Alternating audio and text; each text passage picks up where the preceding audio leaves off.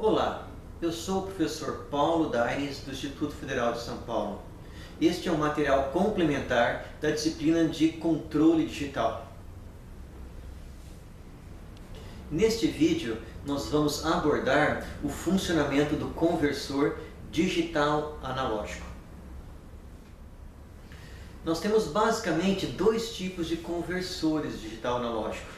O primeiro é modulação por amplitude, conhecido na literatura como zero ordem hold, ou modulação por largura de pulso, conhecido como PWM. Ambos transformam um sinal que é discreto em um sinal contínuo. Nós temos aqui no slide a representação gráfica do conversor digital analógico. Então, no processo aí de conversão, nós começamos com um sinal que é um sinal discreto. Ele vai ser multiplicado novamente pela função sequência ou trem de pulsos unitário. O sinal que eu vou ter na saída desse módulo, ele vai passar por um processo de convolução no tempo com a função do zero ordem hold. Qual que é a função do zero ordem hold? A função ela é 1 entre 0 e TS, lembre que TS é o período de amostragem, e ela é 0 fora desse intervalo de tempo.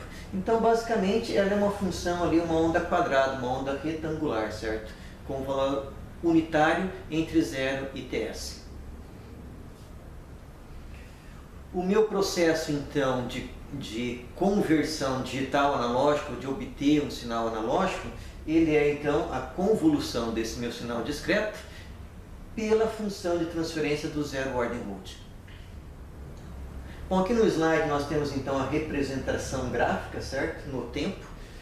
Aqui nós temos, então, a função do meu zero ordem hold, que ele é 1 entre 0 e TS, e 0 fora desse intervalo de tempo. O meu sinal discreto, ele só é definido em valores múltiplos de TS. Então, ele tem um valor em 0, em TS tem um novo valor, 2 vezes TS mais o valor, e assim sucessivamente. Entre as amostragens, ele não é definido, não existe valor nenhum.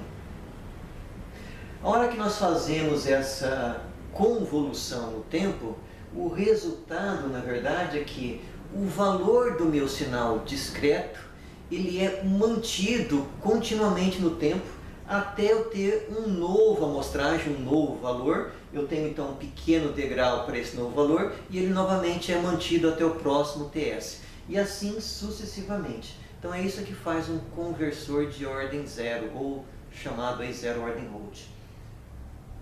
Então o meu sinal contínuo, meu sinal que eu obtenho na saída do zero ordem hold, na verdade é uma série aí de degraus, né? A princípio, quando eu olho esse sinal, ele é bem diferente de um sinal contínuo, né? Mas é isso que nós temos na saída de um zero ordem hold. Nós vimos então que o nosso processo aí de conversão digital analógica, ele é uma convolução no tempo. Então, no domínio da frequência, uma convolução no tempo se torna um produto simples. Então vai ser mais fácil nós analisarmos esse processo no domínio da frequência. Então se nós obtivermos aí a transformada de Laplace, tanto da minha função do zero ordem hold, como a função do meu sinal, eu vou ter então que fazer o produto dessas duas funções, eu vou obter então a minha saída do conversor digital analógico. Então, primeiramente, eu tenho que aplicar a transformada aí, no caso a transformada de Fourier, em cima do zero ordem hold, a transformada de Fourier em cima do meu sinal amostrado, e a transformada de Fourier em cima do sinal na saída do zero ordem hold. Vamos ver como que ficam esses sinais. O resultado vai ser simplesmente o produto das duas transformadas. Bom, a transformada de Fourier do meu zero ordem hold, ele tem esse formato de 1 menos e na j ômega t, onde t é o período de amostragem, TS. sobre J ômega. Se nós retrabalharmos um pouco mais essa função, ela é conhecida aí como uma função de seno de x sobre x. Então nós temos que trabalhar nesse formato. E essa função é um pouco mais conhecida. Então nós temos seno de x sobre x multiplicado por e na menos jx. No caso aqui o x é ômega ts sobre 2. Se eu fizer o produto então dessa função do zero ordem Rhodes vezes a função do meu sinal de entrada, eu vou ter a minha saída. Vamos ver então graficamente como são esses sinais. Bom, eu estou adotando aí como transformada do meu sinal de entrada um sinal que é limitado em banda e que tem essa função triangular. Eu adotei a função triangular aí como a transformada do meu sinal somente por conveniência do desenho, certo? É mais fácil para mim desenhar um sinal dessa forma. A transformada aí, o módulo da transformada do zero ordem Rhodes é a função seno de x sobre x. Então essa função ela tem amplitude aí unitária em zero e é um seno que vai sendo decrementado aí conforme nós vamos aumentando o período tanto para o lado positivo quanto para o lado negativo. Então a amplitude desse seno ela vai sendo decrementada. Notem que essa função aí do amostrador, do zero ordem Rhodes, ela está muito longe de ser um filtro ideal. Quando nós vimos lá a definição do teorema de amostragem, ele foi feito supondo que nós conseguimos reconstruir o sinal com filtros ideais. Como nós não conseguimos implementar filtros ideais na prática, não é possível aplicar o teorema de amostragem. Esse nosso filtro, zero ordem Rhodes, vocês podem notar que ele nunca chega a zero, certo? Ele vai chegar a zero em frequências muito, muito altas, vai chegar num valor muito pequeno em funções muito, muito altas. Próximo aí dos meus primeiros harmônicos de amostragem, ali em ômega s, em 2 ômega s, vocês veem que a minha função cruza por zero, então exatamente ômega s é zero, mas em torno ali de ômega s, o meu filtro, posso chamar também meu zero ordem Rhodes de filtro, ele não é nulo, certo? Então eu não vou conseguir filtrar totalmente meus harmônicos de amostragem.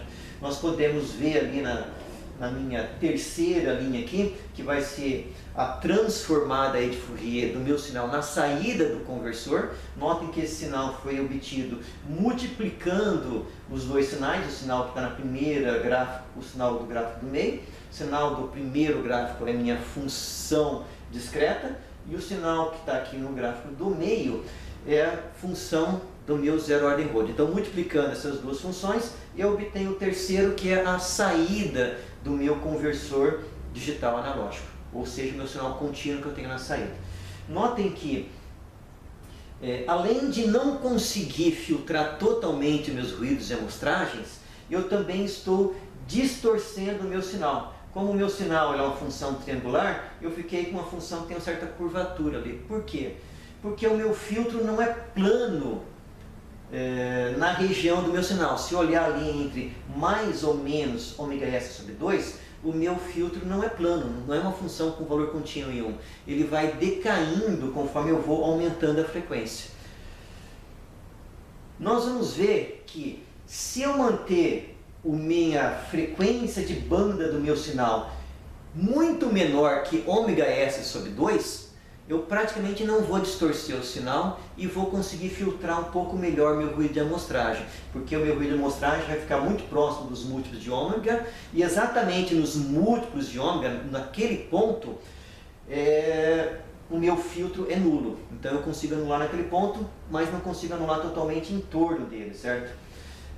Por isso que na prática não dá para a gente aplicar o teorema de amostragem e utilizar uma frequência de amostragem que seja somente 2 vezes maior que minha frequência de banda. Na prática nós temos que usar uma frequência de amostragem que seja de 10 a 20 vezes maior que a frequência de banda do meu sinal, do meu sistema.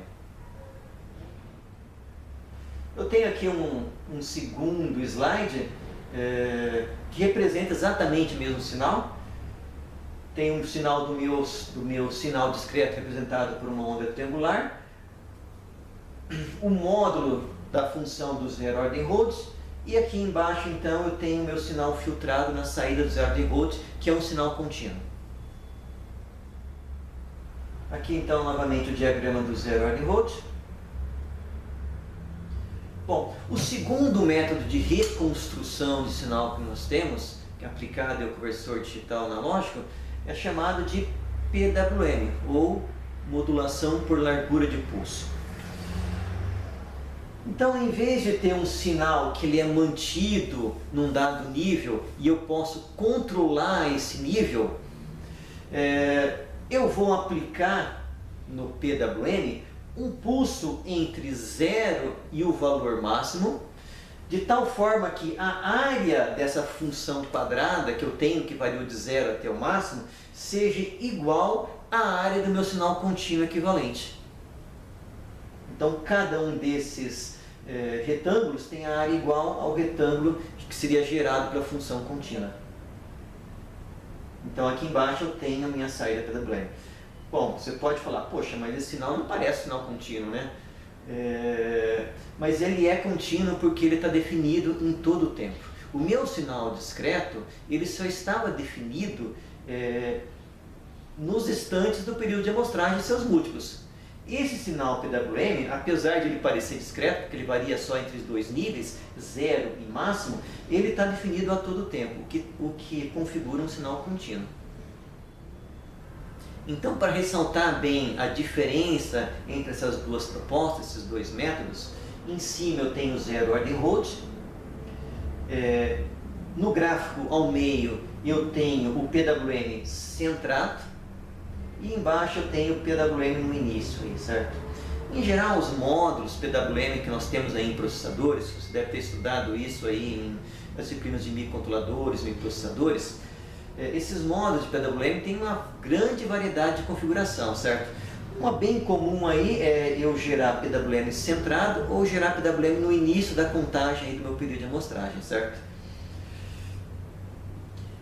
Bom, esse meu sinal PWM, ele é definido aí, então, tendo um período ON, que ele pode, então, como eu falei, estar no meio do período de amostragem, ou pode estar no início. A relação entre esse período ON e o período total é chamado aí de duty cycle, certo? Você pode chamar também de período de condução, né? Mas é chamado aí de duty cycle nos livros que nós temos por aí. De tal forma que, se o meu sinal do 0 ordem Roth variar entre 0 e 1, posso dizer também entre 0 e 100%, esse meu duty cycle, ele tem que ter o valor igual da amplitude do meu sinal. Então, se o meu sinal varia de 0 a 1, se eu tenho um sinal que tem um valor ali de 0,25, o meu período de condução, ele tem que ter um período de 0,25 também.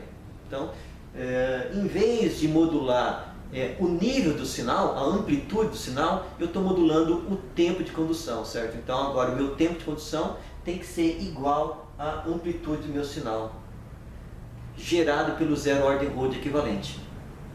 Se agora o meu sinal dá um degrau para 0,75, sendo que eu comentei que ele varia entre 0 e 1, o meu tempo de condução, o meu duty cycle, agora ele tem que ser igual a 0,75. Bom, o diagrama de Bode do 0 ordem Roth, comparado com o PWM tanto centrado ou inicial, ou no início, né? Quando o meu PWM é 100%, eu tenho o sinal continuamente em 1 PWM, e no 0 ordem Roth também continuamente em 1. Então, os seus diagramas de Bode aí, das duas funções são iguais. Agora, conforme eu vou diminuindo o duty cycle, vai acontecendo alguns efeitos no diagrama de Bode do PWM. Vocês notem que o ponto de 0 já não está mais em múltiplos do período de amostragem. Ele vai se deslocando mais para um valor maior, certo? Enquanto do 0 ordem Roth, ele continua sempre em cima ali dos múltiplos do período de amostragem. Nós também podemos ver ali, no segundo gráfico, que tanto o meu 0 ordem Roth quanto o PWM, eles também provocam um efeito na fase aí, certo? Eles atrasam um pouco o sinal. E eles não são iguais para o zero ordem load e para o PWM centrado. Então, conforme eu vou diminuindo o duty cycle, eu vou provocando mais efeitos, maior atraso também. Bom, quando que eu vou usar então uma modulação de amplitude ou um PWM? Bom, em geral, sistemas que precisam de uma precisão melhor aí no sinal, por exemplo, não é um exemplo de controle, certo? Mas por exemplo, processamento de som, em geral vai utilizar uma modulação de amplitude, um zero ordem volts. Se eu usar um PWM, eu não vou ouvir nada numa caixa de som, né? Então, em geral, em processamento de sinal, principalmente o exemplo aí mais, acho que melhor, sistemas de som, nós vamos usar sempre modulação de amplitude. Em geral, sistemas de potência utilizam PWM. E sistemas de potência que chaveiam, que fazem essa variação entre zero e máximo, em algumas literaturas nós chamamos também de chaveamento, sempre em cima de cargas indutivas, certo? Lembrando que eu não posso variar a tensão em cima de um capacitor, então eu nunca vou ter um sistema PWM em cima de uma carga capacitiva, sempre em cima de carga ou resistiva, ou indutiva, ou então cargas RL. Exemplos aí, né? Fontes de tensão, conversores AC-DC, DC-DC, DC-AC, vão ter sempre um conversor ali PWM. Qualquer fonte de computador, de notebook, de desktop, internamente vocês vão ter esse tipo de conversor dentro dele, certo? Um outro bom exemplo, se você colocar um osciloscópio na saída do inversor, a tensão que você vai enxergar vai ser uma série de ondas que estão variando de 0 a 1. Se você não dá uma amplitude muito grande ali no seu osciloscópio, você só vai ver ruído, certo? Em geral, frequências típicas aí de PWM para acionar motores variam ali de 5 a 20 kHz. É uma frequência aí de amostragem para acionar motores, certo? Na saída de inversores. Nós estamos então encerrando esse terceiro vídeo. Eu espero novamente que ele seja útil aí nos seus estudos.